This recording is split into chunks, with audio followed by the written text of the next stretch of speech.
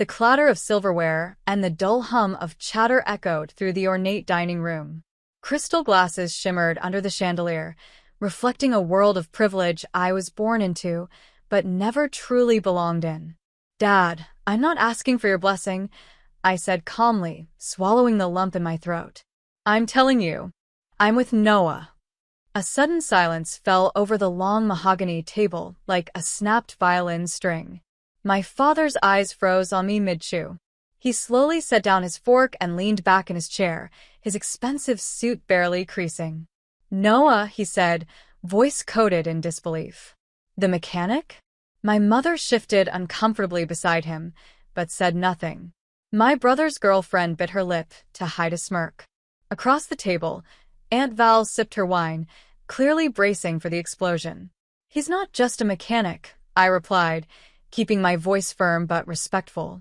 "He owns his own garage. He's building something." My father laughed. Not the warm, amused kind of laugh, but cold and sharp, like shattered glass. "Sweetheart," he said, dabbing at the corner of his mouth with a cloth napkin, "do you really expect me to sit here and pretend that you, my only daughter, think it's appropriate to date a grease-stained nobody who fixes brakes for a living?" I blinked. His words stung, but I had prepared myself. What I hadn't prepared for was what came next. "You walk into this house, under my roof, wearing my name, and you insult this family with some," he trailed off, shaking his head in disbelief. "Scrapyard boyfriend? He treats me with more respect than half the people at this table," I snapped, surprising even myself. My father stood abruptly. His chair screeched against the hardwood floor. "If you leave this house tonight and go back to him," he said, voice low and deadly serious, "don't come back. You hear me, Elise? Don't come back." The room shrank around me. My heart pounded against my ribs, but I stood tall. "I hear you," I whispered. I turned and walked out. No tears. No begging. Just the dull ache of knowing I was walking away from everything I had ever known, for someone who made me feel like I was someone. The cold wind hit my cheeks as I stepped outside, wrapping my coat tighter. I dialed Noah. "Hey," he answered instantly. "You okay?" "I'm out," I said simply. "Can you come get me?" 15 minutes later, his dusty blue pickup truck rolled up beside the stone gate. He jumped out and opened the passenger door for me, brushing his hands on his jeans like he wasn't sure he was clean enough for me. His eyes were kind. "Steady. You sure about this?" he asked softly. "I've never been more sure." He didn't say, "I told you so." He didn't ask what happened. He just drove, one hand on the wheel, the other warm over mine. And in that moment, I knew I hadn't walked away from everything. I had walked toward something better. Something real. But life wasn't a fairy tale. The next 2 years were tough, grueling, even. We lived in a one-bedroom apartment above the garage. Noah worked 16-hour days. I took up freelance work online and odd jobs just to make ends meet. We barely scraped by. My father didn't call. My mother never texted. I was erased. But no one never once made me feel like I had chosen wrong. Not when we shared microwaved noodles on the floor. Not when we argued over bills. Not when I cried silently at night wondering if I had given up too much. And then things started to change. Noah landed a city contract to repair municipal vehicles. Then he brought on a few former classmates from vocational school. A year later, he opened a second location. His name started to show up in trade magazines, then industry blogs. He was being called a visionary for the way he ran his operations. He even got invited to speak at an entrepreneur summit downtown. Still, he never changed with success. He still got up at 5 a.m. to check the oil tanks. He still brought me tea when I worked late. He still asked, "How was your day?" like it was the most important question in the world. And then he proposed. It wasn't flashy. Just us. On the rooftop of the garage where we once watched fireworks on New Year's, with the city lights stretching below. He held out a simple ring and said, "You bet on me when no one else would. Now, I want to build the rest of my life betting on us." I said yes through tears. But the real story began at the wedding. Because that's when my father walked in, uninvited. And that's when everything changed. The venue was modest by my family's standards, an ivy-covered greenhouse turned rustic event space, tucked away on the edge of the city. But to me, it was perfect. String lights hung like stars over the tables. Wildflowers decorated every corner. There was no champagne waterfall, no orchestra, but every laugh, every tear that day was real. I had just finished getting ready.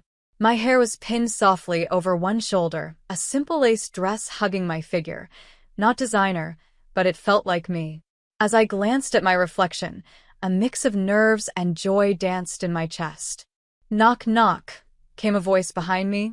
I turned. It was Maya, my maid of honor, and the closest friend I'd made since leaving home.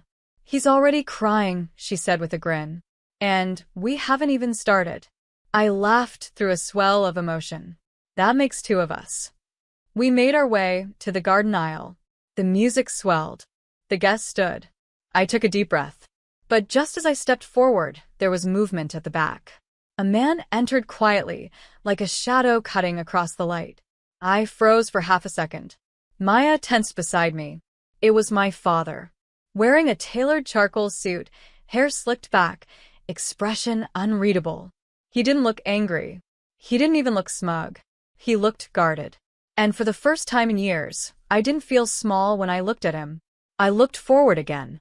And there was Noah, waiting at the altar. His hands folded in front of him, eyes fixed on me, smile tugging at the corners of his lips even as tears glossed his lashes. So I walked. Past the whispers. Past my father. Past my past. Toward the man who had built a future with me, not for me. The ceremony was breathtaking in its simplicity. We read our vows, mine handwritten in the margins of a notepad I used while working night shifts. His were folded neatly into his back pocket, slightly stained from oil. When he said, "You are my light when the days were dark," his voice cracked. Everyone felt it, even my father. The reception was in full swing. People were dancing, laughter rolled like thunder under the clear sky. I was mid-conversation with Noah's aunt when Maya hurried over. "Hey," she said quietly, "your dad's here. He wants to speak to Noah." My stomach tightened. "Now." She nodded. He said, "It's important." I spotted them near the catering tent, my father, hands behind his back, and Noah, polite as ever. As I walked over, I caught the last part of their conversation. "Not about pride," my father was saying. "It's about being wrong." And I was. Noah looked him in the eye. "Come." Respectful. "I didn't expect you to come." "I know," my father said. "But I needed to see it. Needed to see what kind of man my daughter chose. Because she always had a good eye, better than mine." There was a pause. Then, he reached into his inner coat pocket and pulled out a slim black envelope. "I thought this might be useful," he said, offering it to Noah. Noah opened it slowly. Inside was a business card. But not just any card. It was from Pierce Ventures, my father's private equity firm. On the back, scribbled in my father's handwriting, were the words, "Let's talk expansion. The city could use more of your kind." I stopped in my tracks, heart pounding. Noah looked up, stunned. "I know you don't need my money," my father continued, "but I'd like to be part of what you're building. Not to take control, just to support it." Noah said nothing. He just extended his hand. My father took it, and I saw, for the first time in my life, the two most important men in my world meeting in the middle, not as rivals, but as equals. Later that night, when the guests had gone and the music faded, I sat barefoot with Noah under the fairy lights, my dress bunched around me, head on his shoulder. "You okay?" he asked, brushing a lock of hair behind my ear. "I'm more than okay," I whispered. And I was. Not because everything had gone perfectly, but because even when it hadn't, we kept choosing each other. Again and again. Noah didn't accept the offer right away. In fact, for a full week after the wedding, the business card sat untouched on our kitchen counter, wedged between a bag of coffee beans and the charger for my tablet. Every time I passed it, I stared at the familiar crest embossed in silver. Pierce Ventures. "Why haven't you called him?" I finally asked one morning, pouring cereal into 2 chipped bowls. Noah looked up from his laptop, his eyes tired but thoughtful. Because I'm still trying to figure out what this means. He offered help, I said gently. Not control. Noah nodded slowly, but I knew what he wasn't saying. He wasn't just building an auto repair business, he was building dignity, pride, on his own terms. And for a man who had been called less than by people like my father, taking help, even offered kindly, felt like an admission he didn't need to make. But things weren't easy. Success had brought more customers, more garages, more employees, more stress. Noah spent nights buried in contracts, training manuals, city permits. He wasn't just a mechanic anymore. He was a CEO. And I could see the pressure weighing on him. I took on more myself, handling client outreach, designing his website, keeping books balanced, but it wore on us. Our conversations became brief, rushed. Meals eaten over laptops. Sleep interrupted by buzzing phones and midnight invoices. One evening, I came home to find him sitting in the dark, elbows on his knees, head in his hands. Garage 2 lost their floor manager, he said without looking up. And the city inspectors threatening to shut down the East End location because of some zoning issue. I can't keep up. I crossed the room and sat beside him. You're doing everything you can. That's not enough, he murmured. People are depending on me. You're depending on me. I placed my hand over his. I don't need you to be perfect, Noah. I just need you to be here. He turned to me then, eyes rimmed red. Maybe I should call him. The next morning, Noah met my father in a small coffee shop far from the glass towers of downtown. I didn't go. I stayed home, pacing, waiting. When he returned, he looked different. Not defeated. Not triumphant. Just peaceful. He told me he believed in what we're doing, Noah said, setting his keys on the counter. Said he saw in me what he used to see in himself before he got too used to comfort. What does that mean? I asked. It means he's not offering to buy me out. He's offering mentorship, connections, silent investment. He said the only condition was that I never stop being me. My eyes filled. You deserve that. All of it. Noah smiled softly. I said yes. Over the next few months, things changed. Not overnight, but gradually, like spring breaking through winter. With my father's quiet backing, Noah expanded more efficiently. Hired people to handle the logistics so he could return to what he loved, mentoring new mechanics, solving engine puzzles, talking to customers like neighbors. We bought a house, small, charming, with a backyard that needed work and a front porch that caught the sunset perfectly. Life was beginning to feel balanced. One evening, as we sat watching the sky turn gold behind our new home, Noah reached into his pocket and handed me something small. It was the original business card, creased now at the corners. I kept it, he said. Not because of what it offered, but because of what it represented. You chose me, even when your world didn't. I chose us, I whispered. But just when it seemed like life had finally steadied, something unexpected arrived. A letter. From my mother. The envelope was pale blue and smelled faintly of lavender. My heart dropped the moment I saw my mother's handwriting across the front. Delicate, precise, the same cursive I used to trace with my finger as a child on birthday cards and recipe notes. I didn't open it right away. It sat on the coffee table like a sleeping ghost while I paced the living room. Noah watched from the doorway, silent, not pushing. After dinner, I finally peeled it open. Elise. I know I have no right to write to you after everything. But I've spent the past 2 years replaying that night over and over in my mind. The night you walked out. The night your father let pride silence his heart, and I let fear silence mine. I wanted to speak up. God, I wanted to. But you know how he is. I told myself I'd talk to you privately. That I'd call. That I'd find a better time. But better times never come when you're too afraid to stand tall. You were always stronger than me. You left. You chose love. I stayed, and I regret it every day. I saw the photos. You looked radiant. I don't know if I'll ever earn a seat in your life again, but I want you to know. I'm proud of you. And I'm sorry. If you ever want to talk, I'll be here. No pressure. Just love. Mom. Asterisk. My hands trembled. The paper blurred through tears I didn't expect to cry. It wasn't a perfect letter. It didn't erase the silence. But it cracked something open, something tender and unfinished. Noah sat beside me without a word, just wrapped his arm around me and let me fall against him. You okay? He asked softly.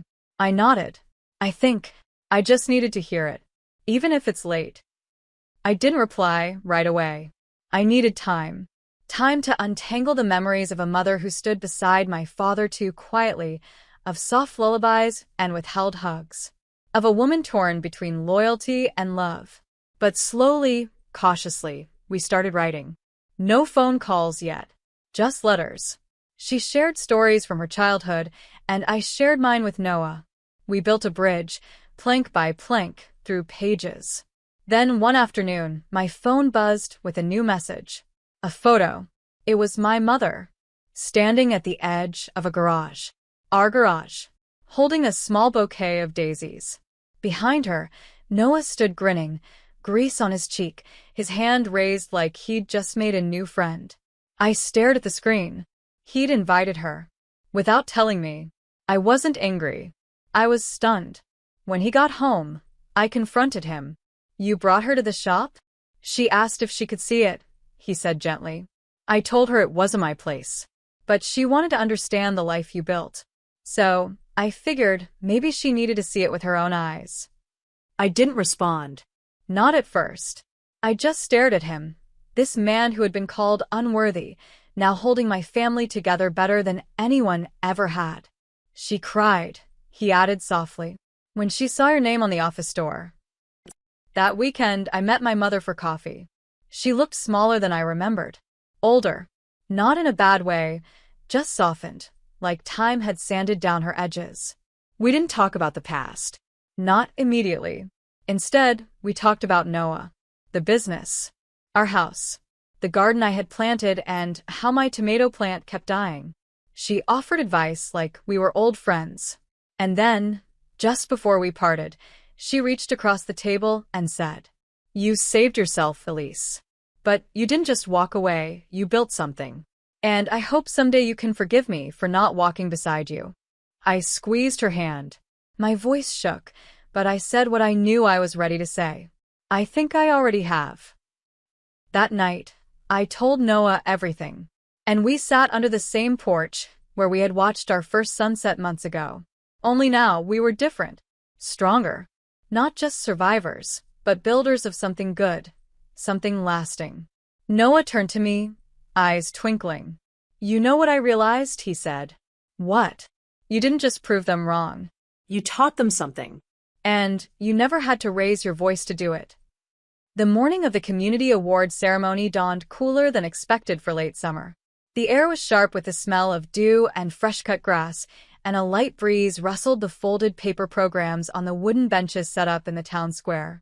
Noah had been nominated by the city council for his contribution to local employment and youth mentorship programs.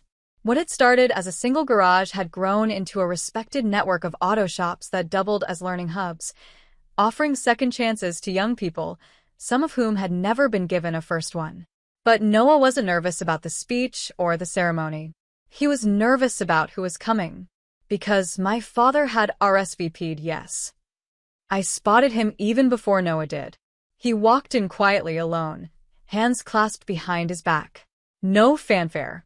No entourage. He looked smaller in that crowd, like just another man trying to understand where he fit. Noah was backstage, fixing his collar in front of a dusty mirror, when I joined him. You ready? I asked. He turned and smiled, the lines around his eyes deeper now, but filled with quiet fire. Only if you're sitting front row. I leaned in and kissed his cheek. Always. When Noah took the stage, the applause was thunderous. Some of the young apprentices he'd mentored were in the front row, cheering loudest. He looked out at the sea of faces and paused. Then he began. I was told once that I'd never amount to much, that my job was dirty, that my dreams were too small. He smiled gently. But the truth is, Some of the cleanest hearts come from the dirtiest hands. The crowd quieted. I didn't build this alone. I had someone who believed in me when I didn't have more than a wrench and a broken-down truck. She saw more in me than what I was. She saw what I could be. His eyes met mine across the crowd. And because of her, I didn't just fix cars. I found purpose. The entire square rose to their feet when he finished. Cameras flashed. Applause thundered. But what happened next stayed between just three of us. As Noah stepped down from the stage, my father walked forward. Not rushed. Not dramatic. Just steady. He extended his hand. Noah hesitated, but only for a breath, then reached out and shook it. And then, in front of hundreds of strangers, my father turned to me. "Elise," he said, his voice low but steady, "you were right." There were no grand apologies. No excuses. Just those words. And in those words, I felt the weight of years lifting off my chest. Later that evening, we hosted a small gathering at our home, friends, employees, neighbors. Laughter echoed off the walls. Plates clinked. Someone brought cake, and Noah, ever the humble host, grilled burgers in the backyard like he hadn't just been honored in front of the entire city. My father came, too. Not as the intimidating figure he once was, but as a man trying to reconnect with the family he almost lost. He sat quietly with my mother on the porch, the two of them catching up in low, thoughtful voices. There was no miracle fix, but there was effort. As the sun dipped low, painting the sky in gold and lavender, Noah came up behind me, wrapping his arms around my waist. "You remember when you walked out of that house?" he whispered. I nodded. I was terrified. He kissed my temple. "You changed everything, just by choosing what felt right." I turned in his arms to face him. "No. We changed everything. Together." A few months later, we hosted a fundraiser at the new training center Noah built downtown.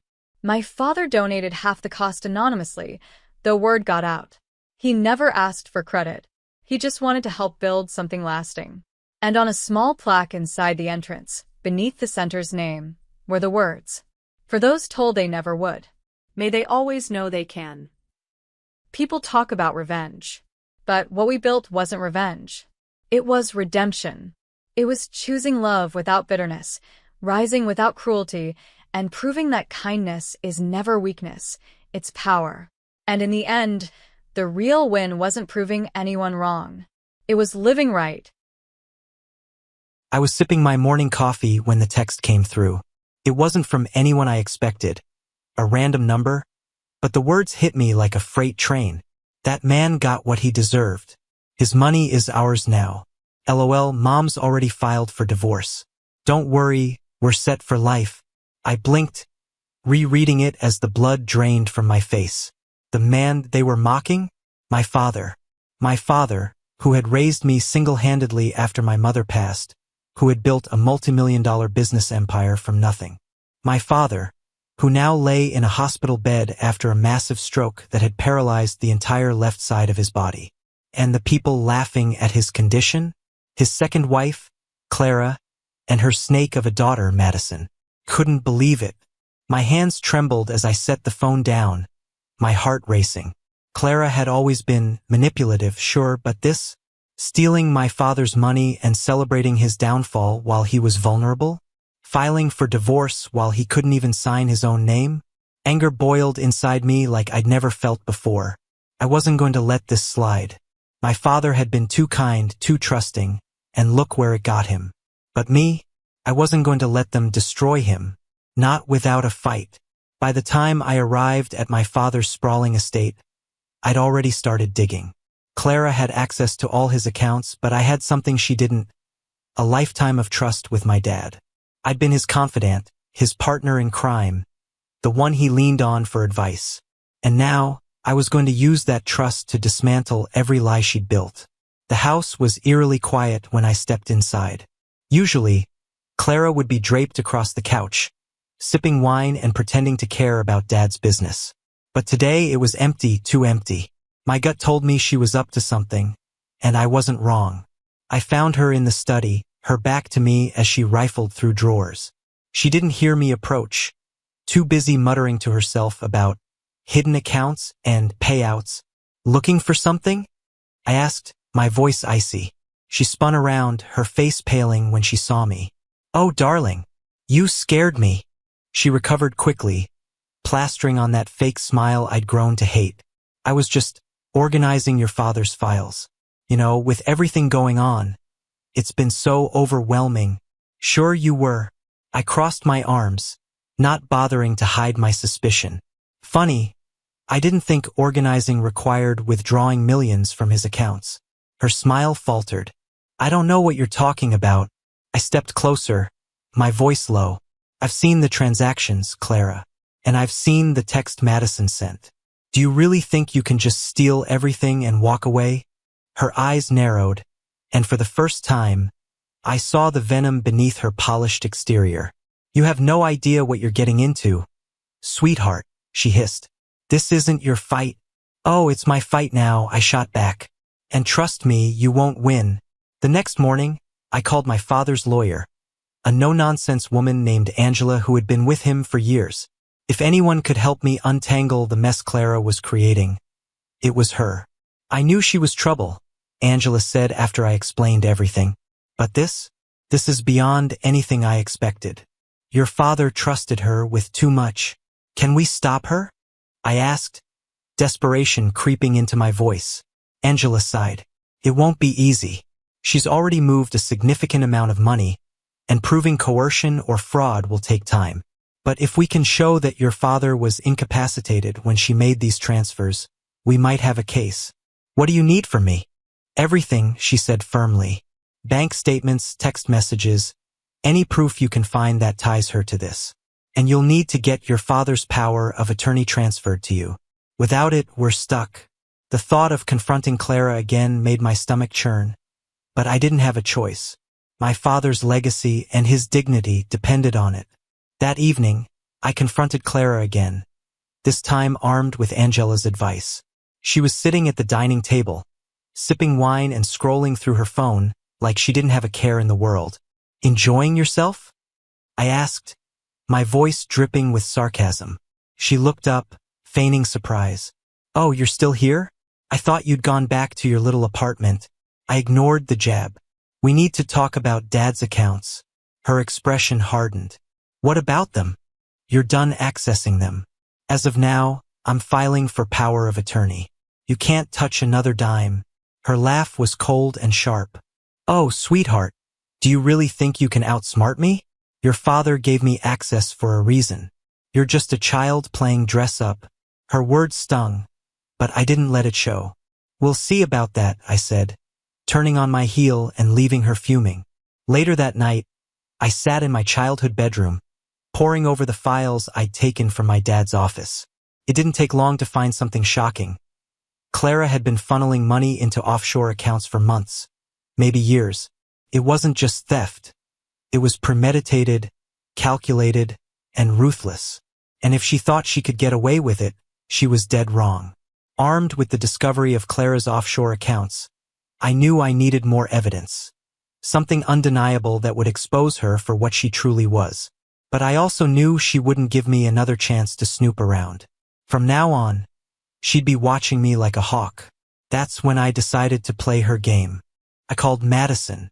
I hated the thought of speaking to her, but if I could exploit her arrogance, it might lead me to the evidence I needed. Madison, it's me, I said, trying to sound casual. Look, I know things have been tense, but I think we're on the same side here. She snorted. You? On my side? That's rich. Look, I don't like Clara any more than you do. I lied, knowing full well that Madison secretly despised her mother. If she's taking everything, that means there won't be anything left for either of us. There was a pause. What are you saying? I'm saying maybe it's time we work together. For our own benefit. It took some convincing, but Madison's greed won out. She agreed to meet me the next day to talk strategy.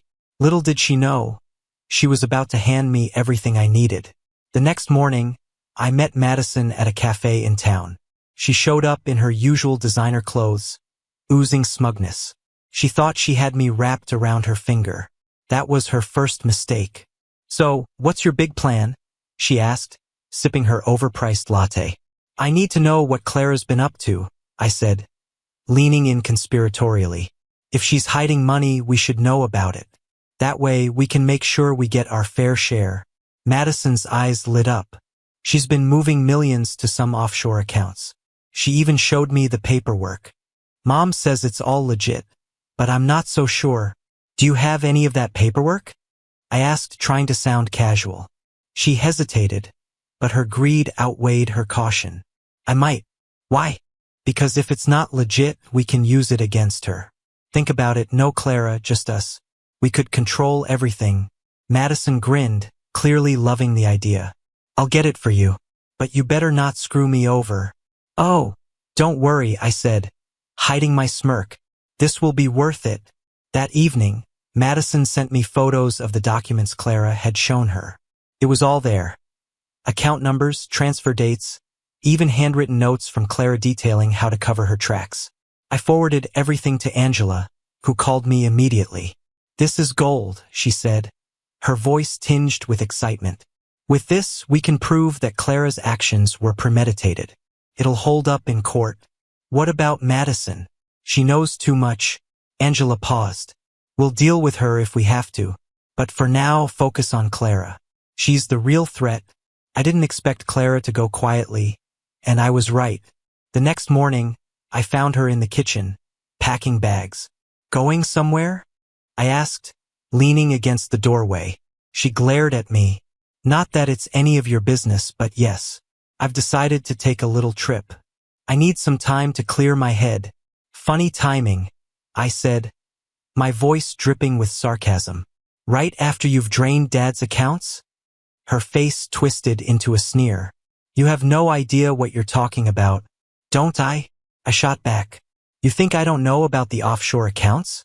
The transfers? The fake invoices? You've been sloppy, Clara. And now everyone's going to know." For the first time, she looked genuinely rattled. You can't prove anything." "Oh, I can. And I will." Later that day, Angela and I filed an emergency motion to freeze all of my father's accounts. Clara's access was cut off immediately, leaving her stranded. When she found out, she exploded, storming into the house like a hurricane. "You think you're so clever, don't you?" she spat, her face red with fury. "You have no idea who you're messing with." "Neither do you," I said calmly. "This isn't just about the money, Clara. This is about justice. You're not going to get away with this." Her response was a string of insults and threats, but I didn't care. I had the upper hand now, and I wasn't letting go. Through all of this, my father remained unaware of the chaos unfolding around him. His condition had improved slightly. He could speak a few words now, though his movements were still limited. I visited him that evening, sitting by his bedside and holding his hand. "Dad," I said softly, "I'm going to fix this. Promise?" He looked at me with tears in his eyes, his grip tightening ever so slightly. It was all the motivation I needed. Clara wasn't one to back down easily. When she realized her accounts had been frozen, she tried to manipulate Madison into helping her. But Madison, ever the opportunist, turned on her mother instead. "She's planning to leave the country," Madison confessed during a phone call. "She said she'll disappear before anyone can catch her." I relayed the information to Angela, who immediately contacted law enforcement. Clara's days of scheming were numbered. Clara's plan to flee was foiled when authorities caught her trying to board a private jet. The image of her being led away in handcuffs was one I'd treasure forever. But the battle wasn't over yet. The legal process would be long and grueling, and I needed to stay vigilant. With Clara behind bars, Madison's true colors began to show. While I thought she might lay low, she had other plans. Madison saw this as her chance to seize control of the situation. She started spreading rumors about me, claiming I was the one orchestrating the chaos to steal my father's fortune. Angela warned me about Madison's actions, but I was already a step ahead. I had recorded our earlier conversations, where she admitted to knowing about Clara's schemes and even helped me gather evidence. I wasn't about to let her rewrite the narrative. The tension finally came to a head at a family meeting called by Angela. My father's closest business associates, our extended family, and even a few of Clara's so-called friends showed up. Madison thought she could sway the room with her lies, but I was ready. She stood up, feigning innocence. "I just want what's best for my stepfather," she said, her voice dripping with fake concern. "But someone here has been working against him." Her eyes locked on me. "Funny you should say that," I said, standing to face her. "Because I have proof that you knew about Clara's theft and even helped her cover it up." The room fell silent as I played the recording. Madison's voice filled the air, bragging about her mother's schemes and laughing at my father's condition. By the time the recording ended, the room was buzzing with outrage. "You little snake," one of Clara's former friends hissed. "How could you do this to him?" Madison's face turned red as she stammered. I didn't mean." "You meant every word," I said firmly. "And now everyone knows." With Madison discredited, the focus shifted back to my father's recovery. The damage Clara and Madison had done to his reputation and finances was immense, but I was determined to make things right. I spent weeks working with Angela to untangle the mess they had created, meeting with his business partners to reassure them that the company was in good hands. It wasn't easy. Some people were skeptical, others outright hostile. But I refused to back down. My father had built this empire, and I wasn't going to let it crumble because of Clara's greed. One day, during one of my visits to the hospital, my father surprised me. He reached out with his good hand and squeezed mine, his voice barely above a whisper. "Proud of you," he said, his words slow but clear. Tears welled up in my eyes as I hugged him. For the first time in weeks, I felt like we were going to be okay. While my father worked on his recovery, Clara faced a legal storm. The evidence against her was overwhelming, and Angela made sure every last detail was brought to light. The trial was a media circus, with reporters clamoring to cover the downfall of the once glamorous socialite. Clara tried to play the victim, claiming she was manipulated by others, but no one believed her. The judge saw through her lies and sentenced her to a lengthy prison term for fraud and embezzlement. Madison didn't escape unscathed. With her mother gone, she tried to latch onto her wealthy friends, but they quickly distanced themselves. She was ostracized from the social circles she once ruled, left to fend for herself without the safety net she had always relied on. After months of hard work, my father's company began to stabilize. I took on a more active role, ensuring that every decision honored his vision. It wasn't just about saving the business, it was about preserving his legacy. One day, I received a call from Clara's former friend, Grace. She had always been close to Clara but admitted she never liked how Clara treated my father. "I have some information you might find useful," Grace said. She provided additional evidence that Clara had been scheming against my father from the very beginning. With Grace's help, we were able to recover even more of the stolen funds. The story of Clara's betrayal and my fight to save my father's legacy became a media sensation. Interviews, articles, and headlines painted a vivid picture of the chaos we had endured. While I didn't enjoy the spotlight, it helped restore faith in the company. As my father's health improved, he began to take an active interest in the company again. Though his physical limitations remained, his mind was as sharp as ever. Together, we worked to rebuild what Clara had tried to destroy. Before her sentencing, Clara requested a meeting. I didn't want to go, but my father insisted. When I entered the room, she looked nothing like the polished woman I once knew. Her face was pale, her eyes hollow. "I made mistakes," she said, her voice trembling. "But I didn't deserve this." "You deserve everything you got," I said coldly. "You hurt my father, stole from him, and laughed while he suffered. You don't get to play the victim." She didn't say another word. After Clara's sentencing and Madison's fall from grace, I focused on something deeply personal, restoring our family's reputation. For years, Clara had painted herself as the perfect wife and mother, while subtly pushing narratives that undermined my father and me. Her lies had tainted public perception, and I wasn't going to let that stand. I began a series of interviews sharing my father's real story, how he built his empire from the ground up, how he gave generously to the community, and how he trusted the wrong people. I didn't badmouth Clara directly. The truth was damning enough.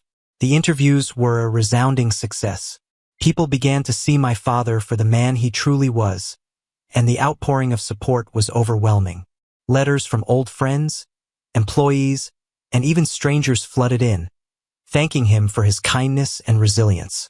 It was a victory, but more importantly, it was healing.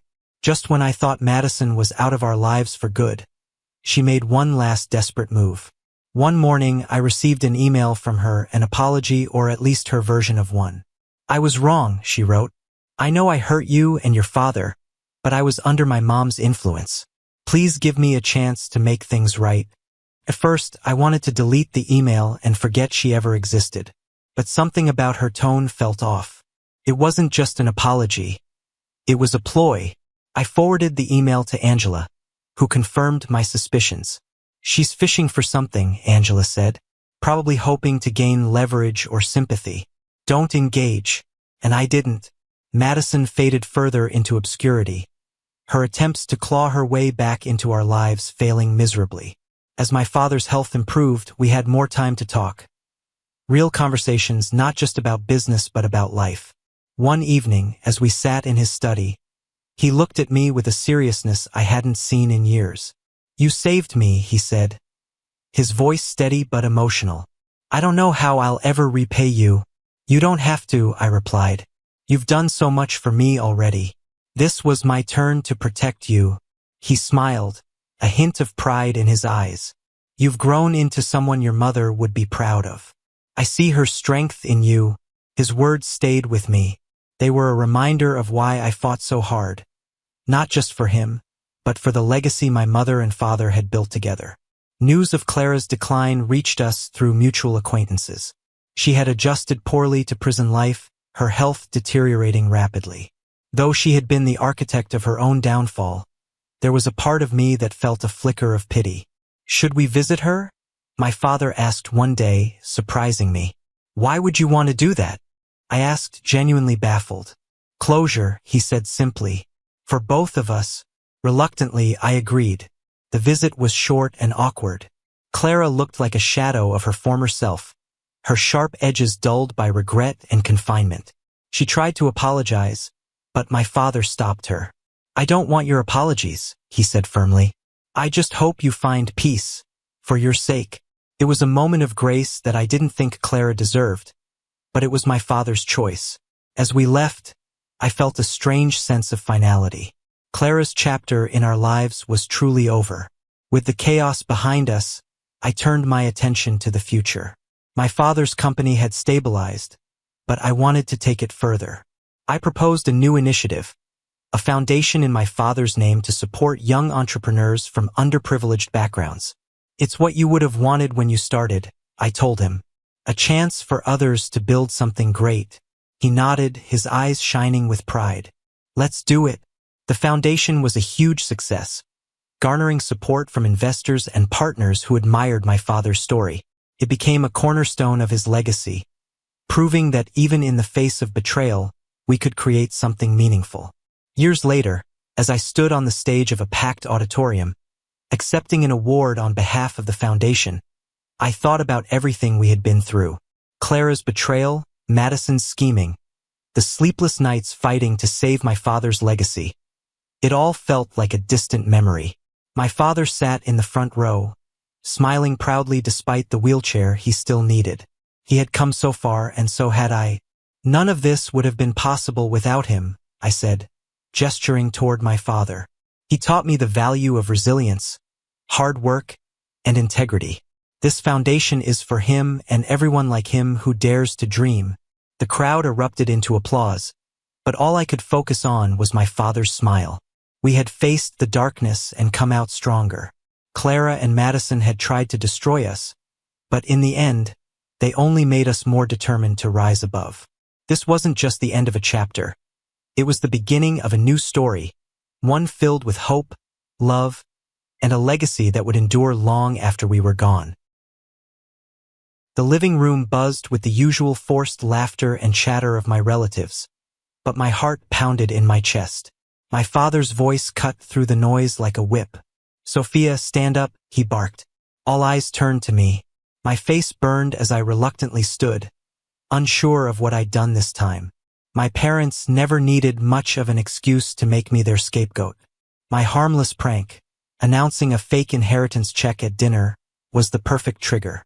You thought that was funny? My father demanded, his face red with anger. Embarrassing us like that in front of the whole family?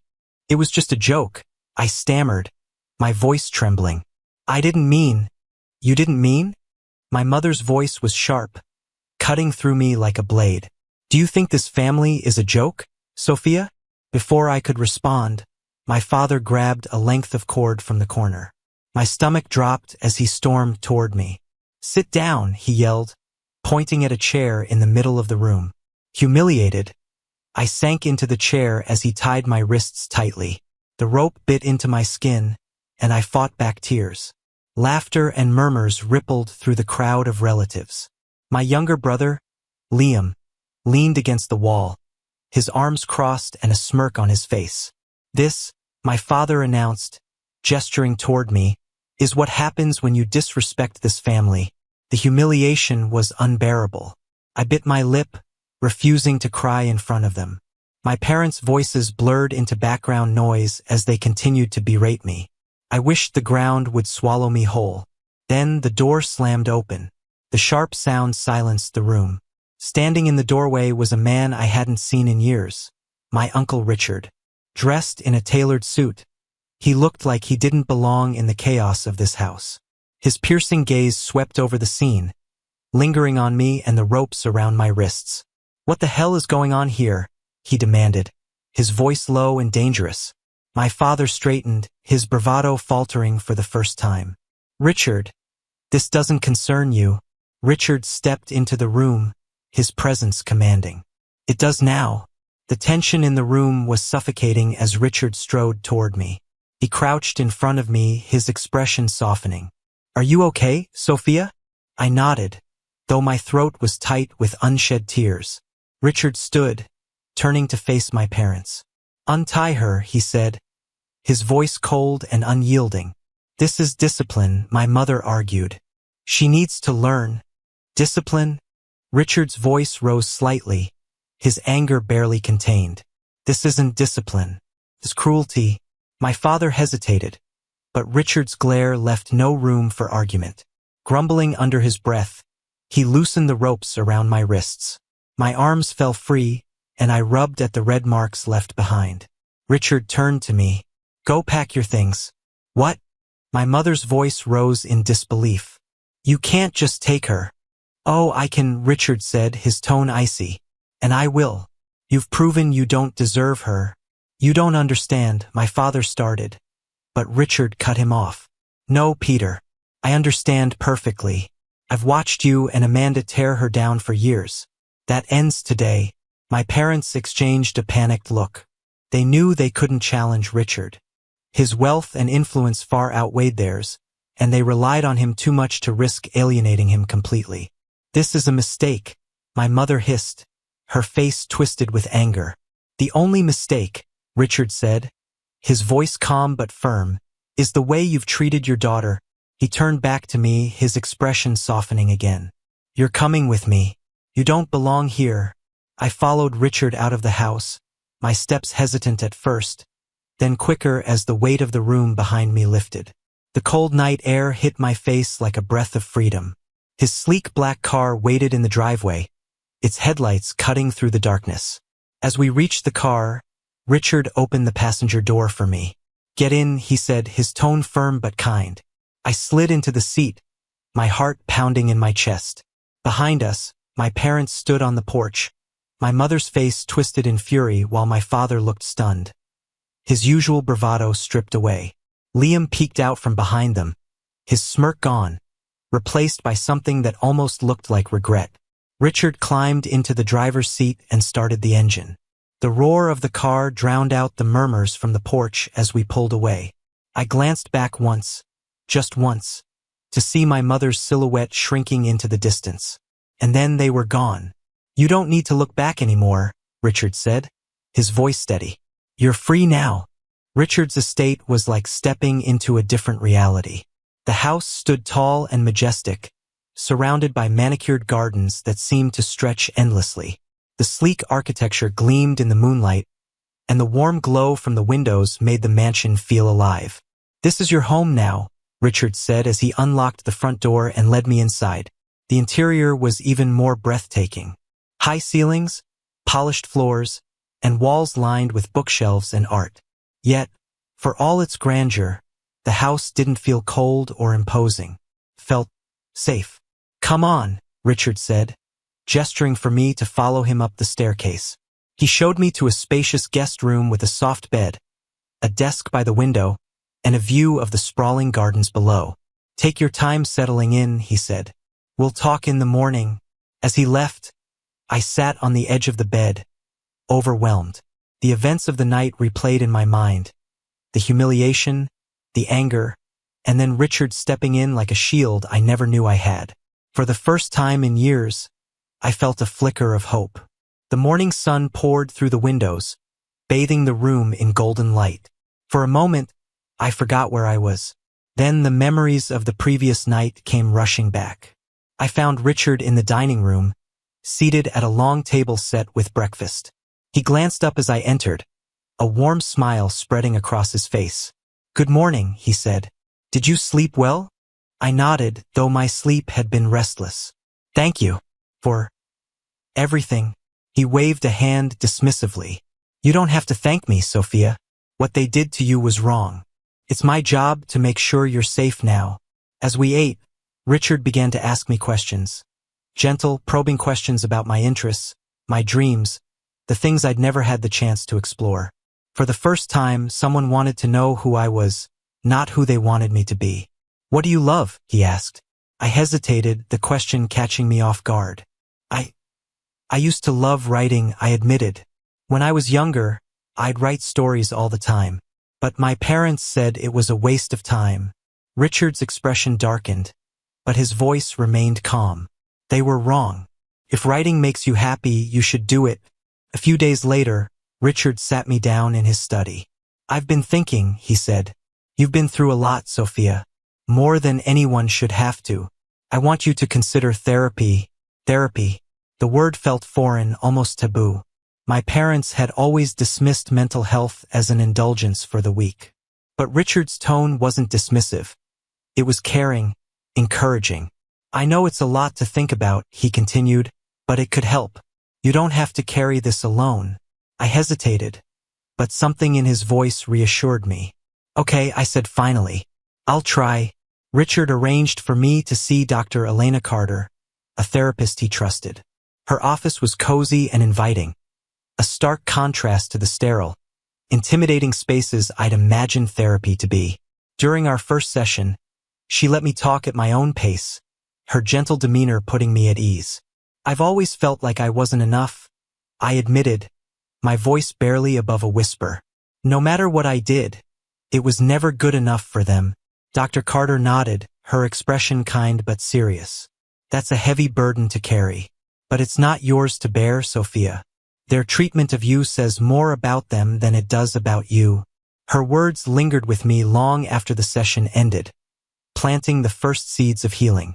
With therapy giving me the tools to process my pain, Richard encouraged me to dive back into writing.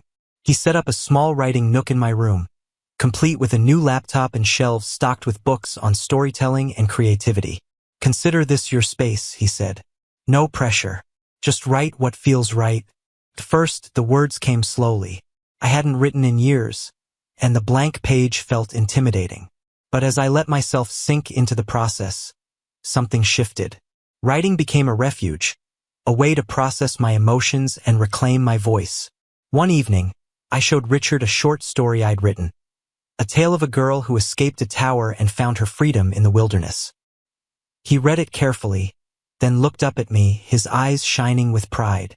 "This is incredible, Sophia," he said. "You have a gift." For the first time, I felt like I was more than the girl my parents had tried to break. I was someone with dreams, with talent, with a future. Weeks turned into months, and I began to settle into my new life. Therapy sessions with Dr. Carter continued to chip away at the walls I'd built around myself. while my writing flourished under Richard's encouragement. For the first time in years, I felt like I was breathing fresh air. One afternoon, Richard found me in the garden, a notebook balanced on my knees as I sketched out the outline of a new story. He sat down beside me, handing me a cup of tea. "How's it coming along?" he asked, gesturing to the notebook. "Better than I expected," I admitted. "It feels good. Like I'm finally saying things I've wanted to say for a long time." He nodded, his gaze thoughtful. "That's the beauty of writing. It gives you a voice, even when you feel like no one's listening." I stared at him, his words sinking in. For so long, I'd felt invisible, voiceless. But now, with each word I wrote, I felt a little stronger, a little more whole.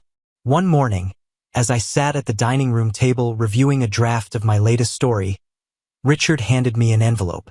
My name was scrawled on the front in familiar handwriting, my mother's. "I found this in the mailbox this morning," he said, his tone neutral. "You don't have to open it if you don't want to." My hands trembled as I held the envelope. Part of me wanted to tear it up, to reject any attempt they made to reach out. But curiosity got the better of me. Slowly, I opened it and unfolded the letter. The words were clipped and formal, devoid of warmth. My mother wrote about how the family had been concerned about my decision to leave and how they hoped I would reconsider. There was no apology, no acknowledgement of the pain they'd caused, just veiled criticism and an attempt to guilt me into returning. I handed the letter to Richard, my throat tightening. He read it silently, his expression unreadable. "You don't owe them anything," he said finally, his voice firm. "Remember that." I nodded, but the letter lingered in my mind for days. It wasn't just their words. It was the realization that they still had a hold on me, even from a distance. During my next therapy session, I brought up the letter. Dr. Carter listened intently as I recounted my feelings of guilt and anger, the conflicting emotions that refused to let me rest. "It's natural to feel that way," she said. "They were your parents. You wanted their love, their approval. That desire doesn't just disappear, even when you know they've hurt you." Her words struck a chord. I realized that part of me still craved their validation, even though I knew it would never come. Letting go of that hope was one of the hardest things I'd ever done, but it was also freeing. By the end of the session, I felt lighter. I didn't need their approval. I didn't need anything from them. What mattered was the life I was building for myself. As the weeks went on, I poured my emotions into my writing. Richard, ever the supportive mentor, encouraged me to submit one of my stories to a local writing competition. The idea terrified me, but his unwavering confidence in me gave me the push I needed. To my shock, my story won first place. The prize wasn't just a cash award. It was the validation I'd never received from my parents. My work was good. I was good. At the award ceremony, Richard beamed with pride as I accepted the trophy. "This is just the beginning," he said, his voice filled with conviction. "You have so much more to give." The high of the award win was tempered by an invitation that arrived shortly afterward, a request for me to attend a family gathering at my parents' house. At first, I wanted to ignore it, but Richard convinced me otherwise. "You don't have to go for them," he said. "Go for yourself. To show them who you've become." The thought of stepping back into that house filled me with dread. But he was right. I wasn't the same person they'd tied to a chair and humiliated. I was stronger now. When I arrived, the atmosphere was as tense as ever. My mother greeted me with a tight smile, while my father barely acknowledged my presence. Liam, as usual, wore his signature smirk. Dinner was a quiet affair, the conversation stilted and uncomfortable. But as the plates were cleared, my father finally broke the silence. "So," he said, his tone dripping with sarcasm, "I hear you've been living it up with Richard. Must be nice to have someone else pay your way." I took a deep breath, steadying myself. "Actually, I've been paying my own way. I'm in a writing program, and I just won a competition for one of my stories." My mother's fork clattered against her plate, and she shot me a sharp look. "Writing? That's not a real career." "It is for me," I said firmly, "and I'm good at it." Richard, who had been silent until now, leaned forward. "She's better than good. She's exceptional. You should be proud of her." The room fell silent, the power dynamics shifting in an instant. My parents, for all their bluster, had nothing to say. For the first time, I felt like I had control. Walking out of my parents' house that evening felt like shedding a heavy burden. The air outside was crisp and cool, a stark contrast to the suffocating tension inside. Richard walked beside me, his hand resting briefly on my shoulder as if to remind me that I wasn't alone.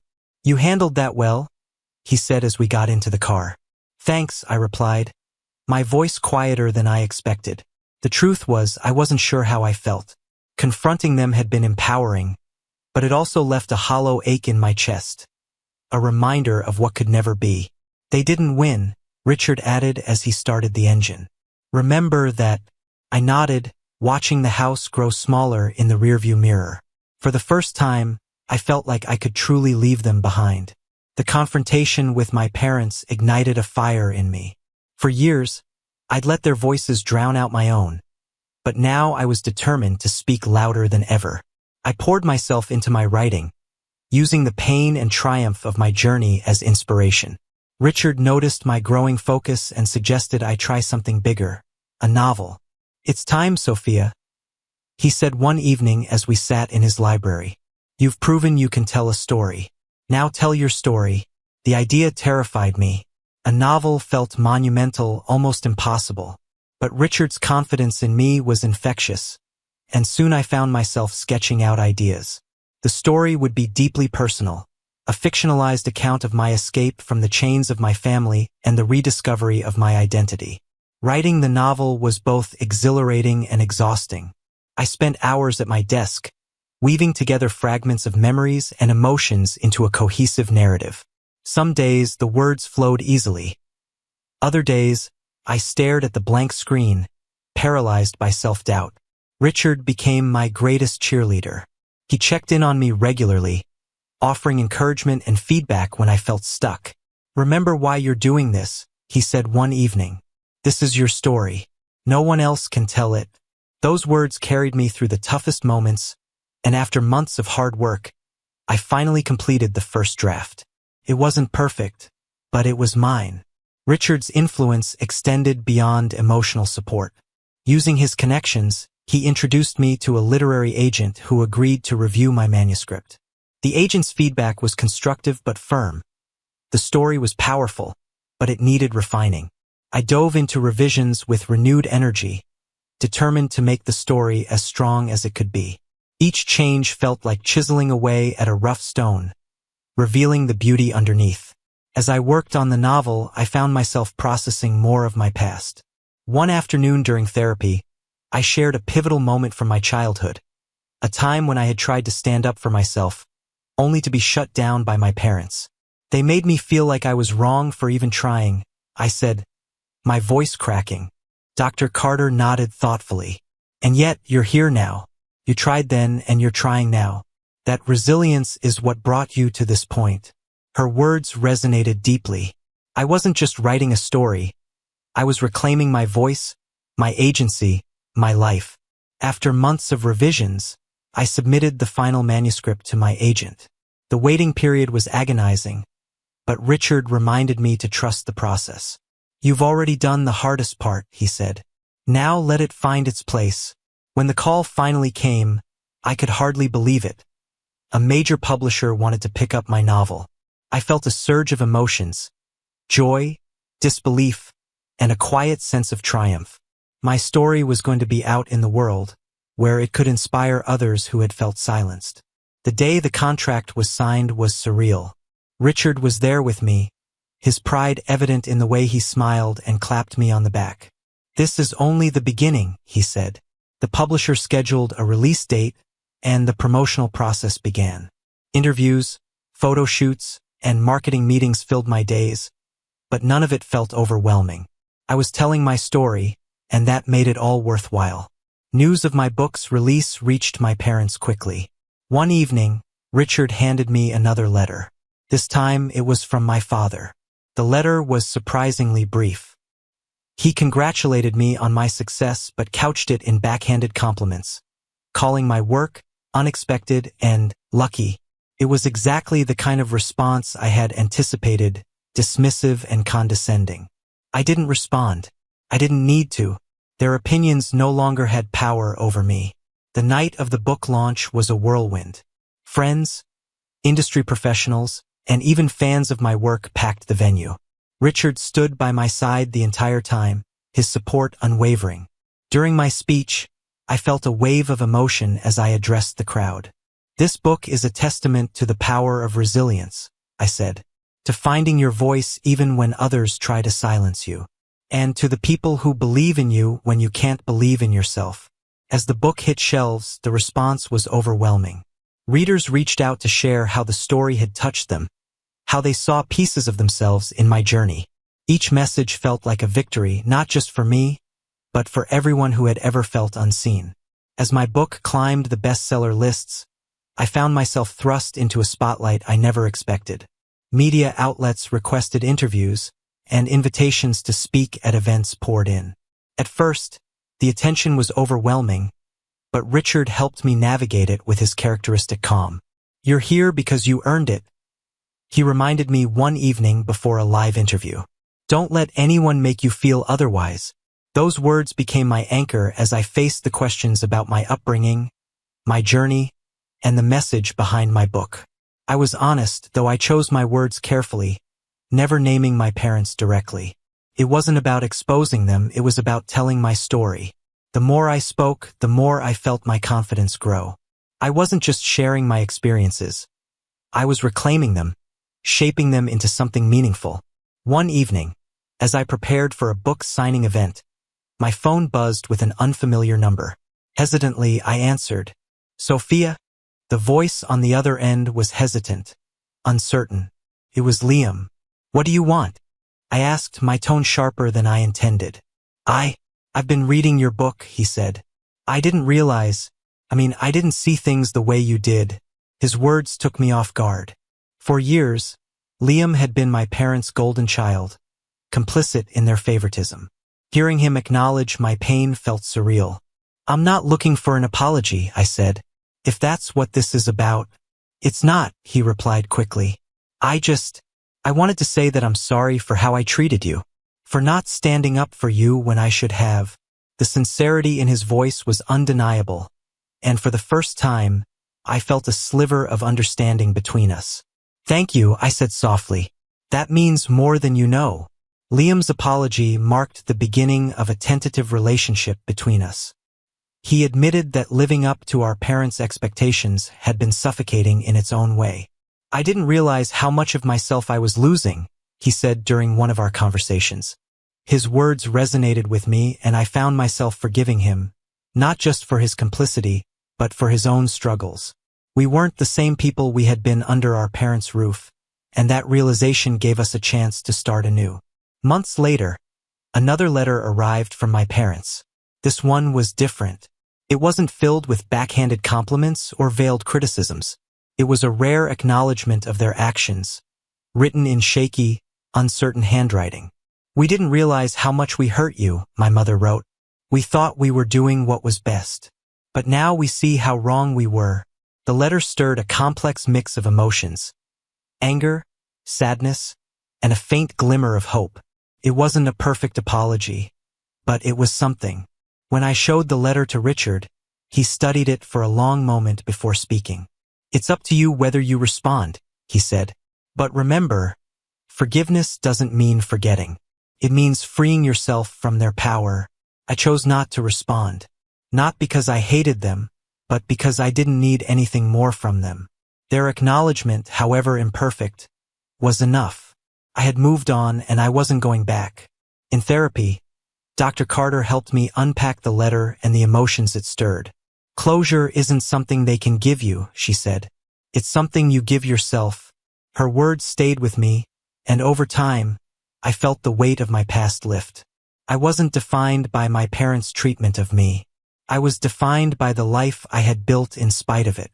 The day my second book was released, a follow-up to my memoir focusing on healing and growth, I found myself reflecting on how far I had come. Richard stood beside me at the launch event, his pride evident. "This is your legacy," he said. "Not the pain they gave you, His words brought tears to my eyes. He had been my rock, my guide, and my biggest supporter. Without him, I wouldn't have found the strength to rebuild myself. That night, as I signed books and greeted readers, I felt a profound sense of gratitude. Not just for Richard, but for myself, for the courage it took to keep going. Years later, I found myself back at Richard's estate, the place that had become my sanctuary. The gardens were as beautiful as ever, the house still filled with warmth and love. Richard and I sat on the terrace, sipping tea as the sun dipped below the horizon. "You've built something incredible," he said, his voice filled with quiet pride. "You've turned your pain into something that helps others." I smiled, my heart full. "I couldn't have done it without you." Richard shook his head. "You did this, Sophia. I just gave you the space to find yourself." As the stars began to appear in the sky, I felt a deep sense of peace. My journey had been long and painful, but it had brought me to this moment. A moment of freedom, love, and self-acceptance. Richard had become more than just an uncle. He was the father I'd always wished for, and together, we had built a new kind of family. One based on love, respect, and mutual support.